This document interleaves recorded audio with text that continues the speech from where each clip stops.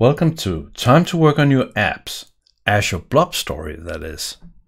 Hey, I'm Eric, and just take it easy. This channel is not turning into a bodybuilding channel, not by a long shot. No, in this video I'm going to talk about Azure Blob Storage, because with database space being at a premium now from Microsoft, if you have a lot of binary stuff that you need to store, maybe you need to consider storing it elsewhere. And elsewhere could be in Azure on a storage account, and it could be in blobs.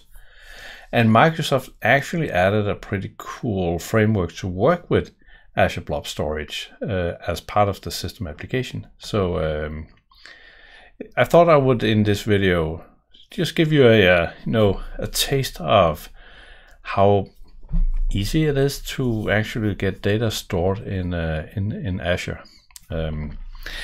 And the first question is very valid: where in Azure? Because Azure is a lot of stuff. Azure is big. And just before I hit record, I went into my Azure account, and I have created what is known as a storage account.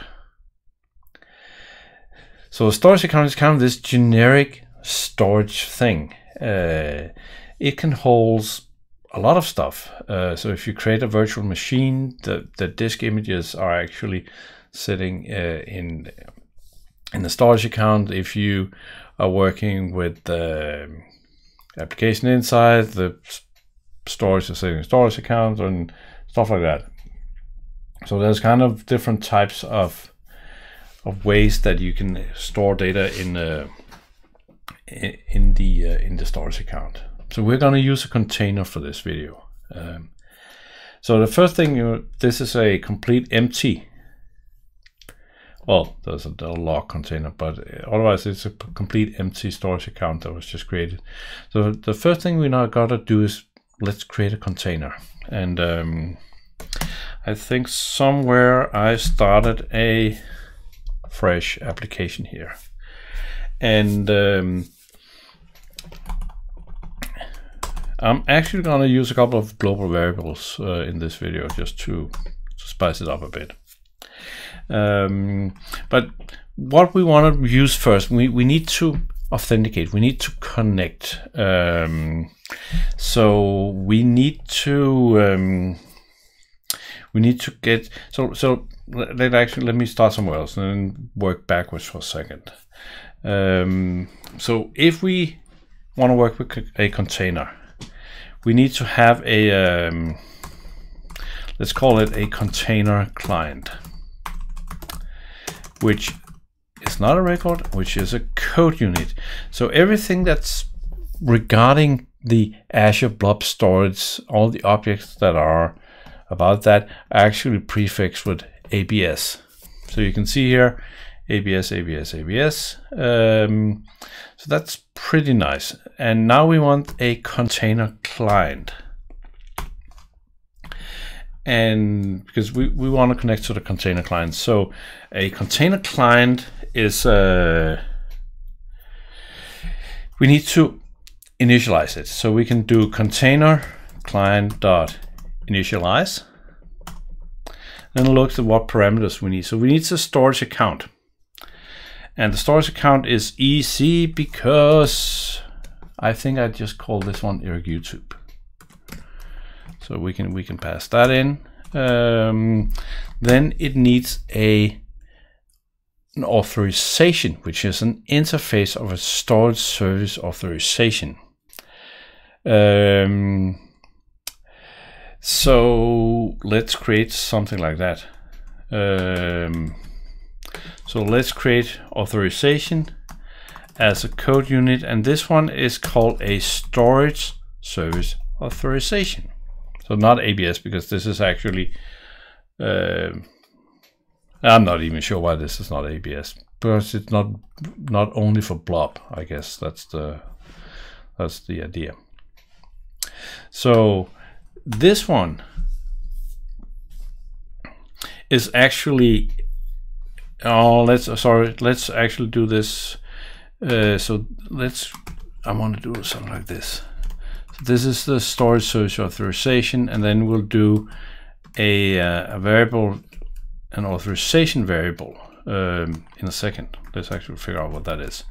So let's do storage service authorization dot, and I'm just going to use over here, go and grab an access key. So show keys, and whatever you see in here is not valid by the time the video out, then this account has been deleted again. So we can do, there's a function called create shared key, which takes a shared key. So this guy, and let's just see what this function actually returns. This returns a storage service authorization, which is an interface.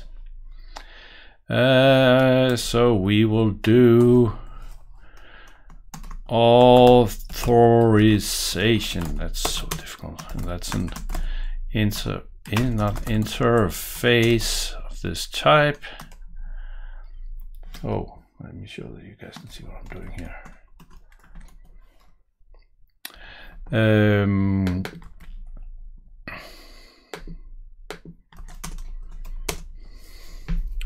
So we get authorization as an interface. So I believe, let's go back here and see what was it that we needed here. We needed authorization, and that's it. What does this actually do? This returns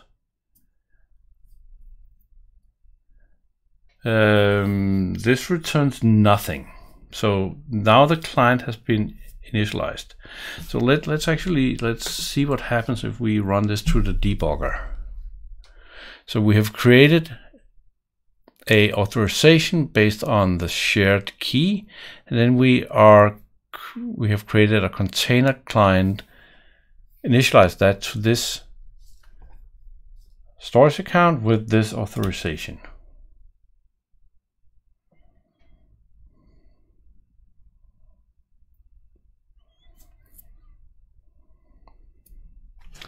And I think we got the breakpoint.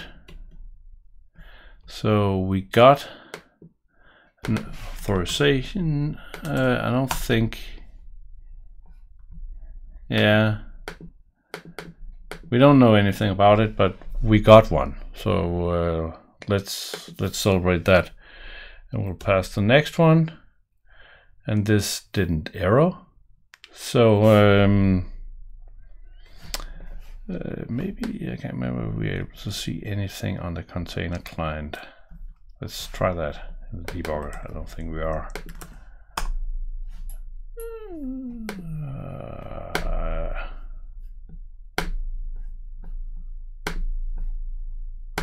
See, that does not look very helpful, but let's actually stop the debugger and then do something with this container client. So we can do container client dot, and what can a container client do? Well, it can list containers. We'll also just go straight and create one. Let's create a container called YouTube.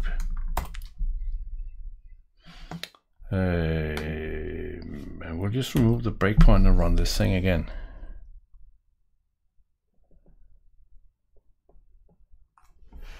So let's kill this guy, let's kill this guy, and see. So now and here's a weird thing, and this is quite annoying actually. So in the storage service authentication shared key code unit, there is a try function called try get content headers. And even though we can't see it, and we still get a pseudo break in the try function, which is really, really annoying. Anyway, the code completed. So let's go back to our Azure and look at containers and see, boom, now we got a YouTube container. That's pretty good. So let's actually just take a quick look at those 3 lines of code. So we create the key, we get an authorization based on key, we connect the container to an account with the authorization, and then we created a container. So let's look at what else we can do with container client. So we can delete a container, sure. We can run. I have no idea if that does anything useful. I don't think so, but we could perhaps look at the source code, see if there's a trigger. Does not. So that doesn't do anything useful. But we can do list containers. So what will list containers do? Well, list containers takes a containers record and it returns a code unit. And you'll see this. So we can go up here and then we can do var response, which is a code unit, ABS operation response. So we can do something like response equal container client does list containers, and then we need to var a ABS container record, temporary preferable, containers record ABS container. Let's see, just go and look at the source, and this is actually by default always temporary, this table, so we don't have to postfix it with temporary, it's always temporary. So now we have this guy. Response. How about that? That's better. So what can we do with response? Well, we could say if, and since this is a code unit, let's see what function it actually has. So if response dot get error is successful, and run again. I'm pretty sure that there's no run here. There's not, but so ignore. That's an IntelliSense slip. Anyway, we can do if response is successful, then we do something funky in here. Else we can we could do a wow message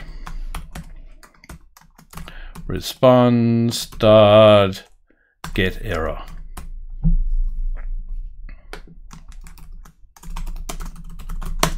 Something like that.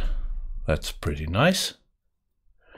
I wonder what happens if we specify a container that doesn't exist. Can we, when will this fail? Will fail on, and now we get into this breakpoint again, which is really annoying. Could not list container. So that actually broke somewhere else and not in our code. But maybe there is a response that is not successful. If this is successful, then we can do a let's do if containers dot find set, then repeat until containers next equals 0, and then just message. What do we know about a container? We know has encryption scope override, has immutability policy as legal hold, blah blah blah, XML, there's a bunch of stuff, but there's certainly a name. So how about we list the name, see if that works.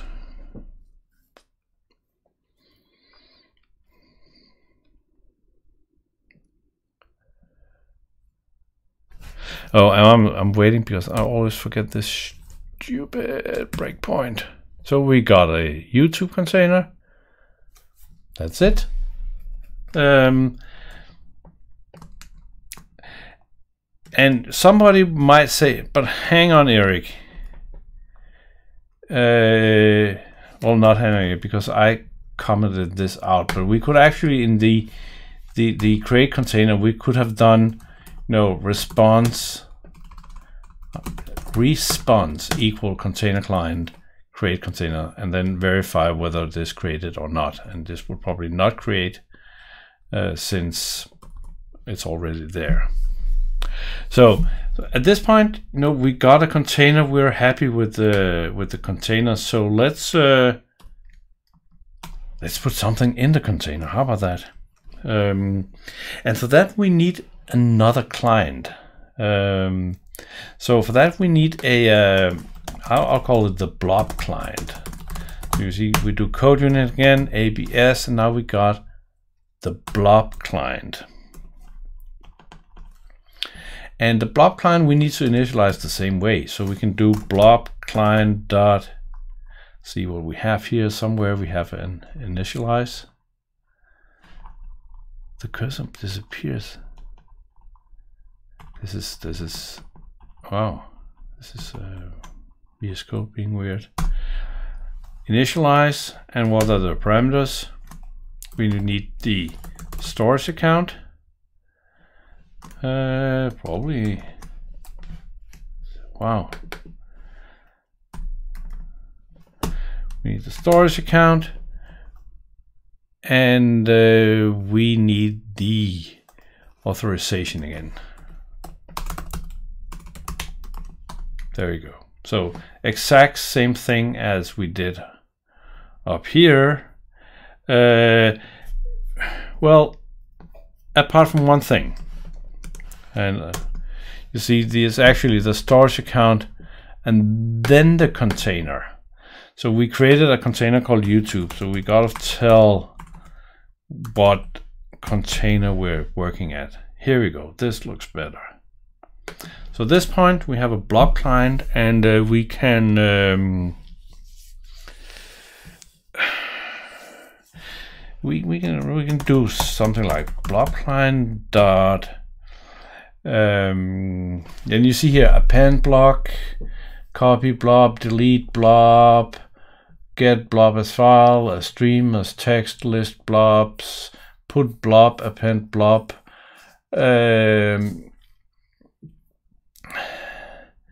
These names are almost comical, but I think we want to, let's go with this one. Put blob blob text.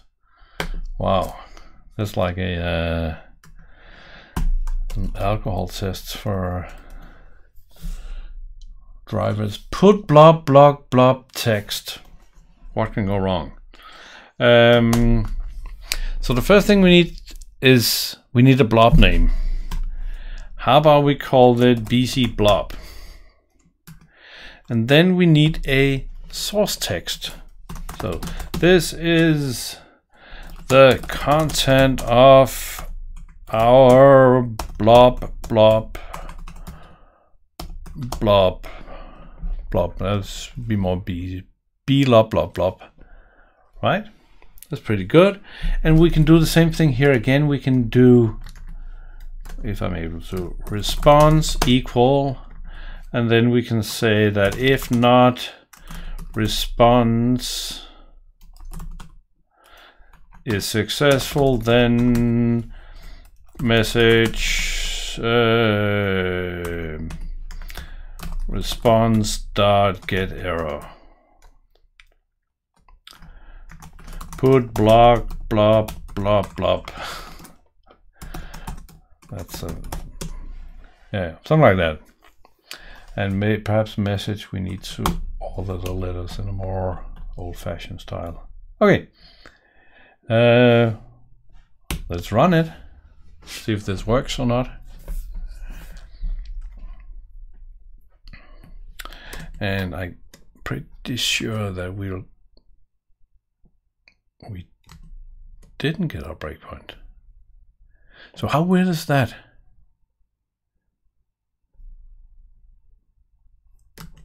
Okay, let's check on here. Refresh. We got our blob. It's hot. 37 bytes. So it's here, it's good. We could download it if we want to. That's a blob, and if we ran this again, and then we'll just call it BC Blob 2, F5.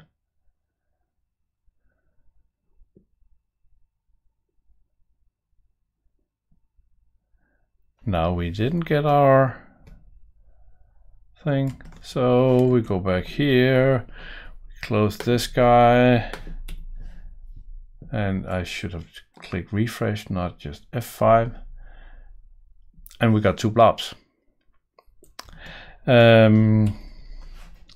So and there are a bunch of these blob functions on Blob Client, depending on if you want to append to one, you come from a stream, or what you do.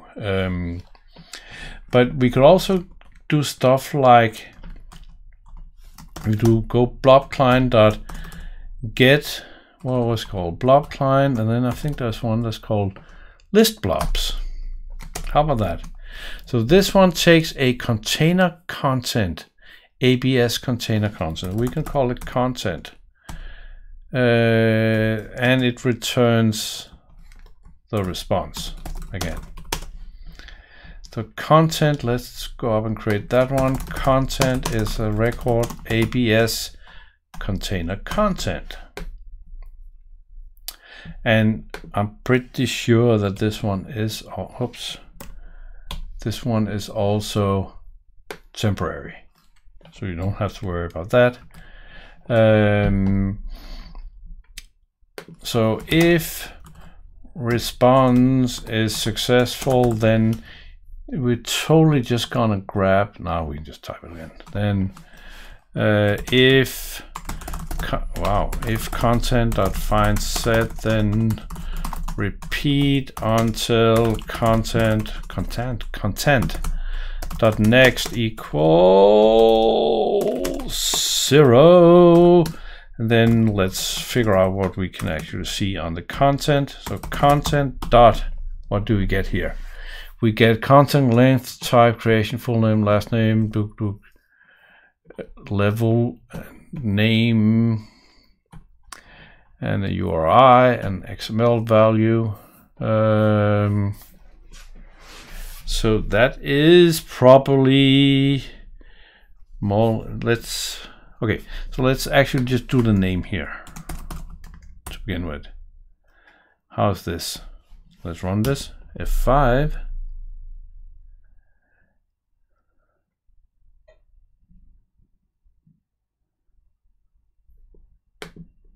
And now I get the break here.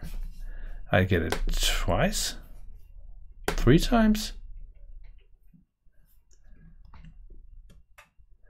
So we got BC Blob, we got BC Blob 2.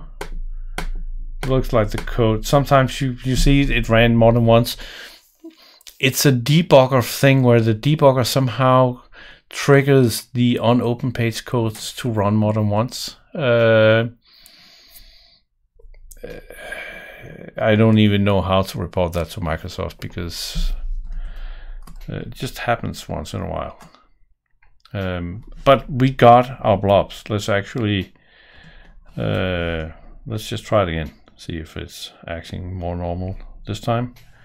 I'll hit F5, switch over to the browser.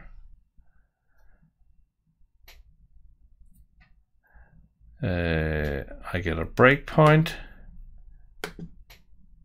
I only get 1 breakpoint this time. Last time I got 3. Got BC Blob, BC Blob 2. That's it. Weird 8? Okay, so we can list our blobs, but let's actually see if we can do anything else with them. So we could also try to do content dot. No, we can't. So what we need to do is we need to grab our blob again, our blob client. So we can do blob client dot get blob as text. for instance, as file. I don't think get blob as, I don't know what get blob as file is actually doing in this content. Is this a like only for Microsoft kind of function? Get blob as file. Oh, that's a download. It's kind of misleading. Maybe, maybe not.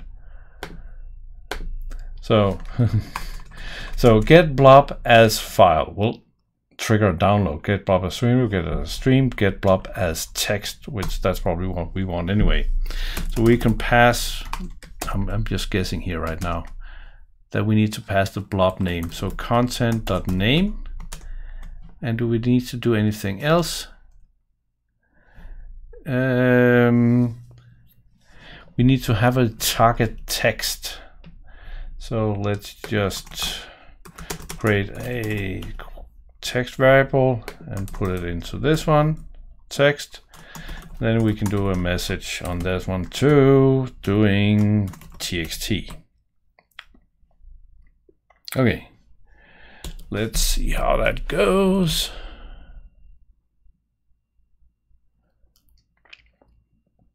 You want to bet on how many breakpoints we're getting? We're getting 1, we're getting 2, we're getting 3. BC blob, this constant of a blob, blob 2, this constant of a blob. Perfect. So, where are we at? 26 minutes. Let's just repeat where we're at here. So go up to the top and say, so we create an authorization. So an access to the storage account. We can do that 2 ways. We can either do it from a shared key, or we can do it from the shared access signature thingy. I just use the key here. Then we initialize the container client that we use to create a container. We also use it to list containers. Then we created a blob client to the storage account and to that container we just created using the same authorization. And we inserted blobs into the container. Then we use the blob client to list the content. So we get the content as a temporary table, and we loop through the temporary table to find the names. And when we had the name of a blob, we use the get blob as text function to retrieve the content. So